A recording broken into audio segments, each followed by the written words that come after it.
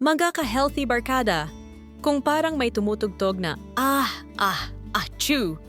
Sa bahay nyo, panahon na para gumanti gamit ang mga simpleng DIY remedies. Walang mahal na gamot, walang drama, at higit sa lahat, walang ubo sa bulsa. 1. Salabat Power. Mainit na salabat o luya tea. Classic. Pampawala ng sore throat at sipon. Parang magic sa lalamunan, pero wag sobra ha, baka pati ex mo mawala sa init. 2. Honey Magic. Kutsara ng honey bago matulog. Pampalambot ng ubo at pampatamis ng boses. Pang-concert pa minsan. Pero tandaan, bawal ito sa batang below 1-year-old. 3. Steam Inhalation. Mainit na tubig sa palanggana. Takpan ng towel. Inhale-exhale lang.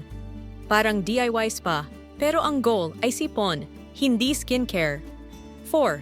Calamansi Boost. Calamansi plus honey plus maligamgam na tubig. Vitamin C overload. Pampalakas ng immune system at pampatanggal ng, please, wag kang mahawa sa akin look mo.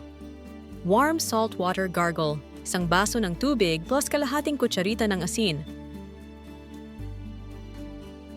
Banlaw-banlaw sa lalamunan. Mas effective pa dato minsan kaysa sa sermon ni Mama. 6. Herbal Tea Time Lagundi o Oregano Tea. Nasa garden lang, pero parang may pharmacy sa likod bahay. Natural, mura, at safe. 7. Warm bath or shower. Mainit-init na paligo para ma-relax ang katawan at maibsan ang baradong ilong. Kung wala kang heater, pwede rin palanggana style. DIY is life. 8. Humidifier hack. Walang humidifier? Maglagay lang ng mangkok ng tubig sa tabi ng electric fan. Boom! Budget humidifier para hindi dry ang hangin. 9. Chicken soup. Sabi nga nila, walang problemang di kayang ayusin ng mainit na sabaw.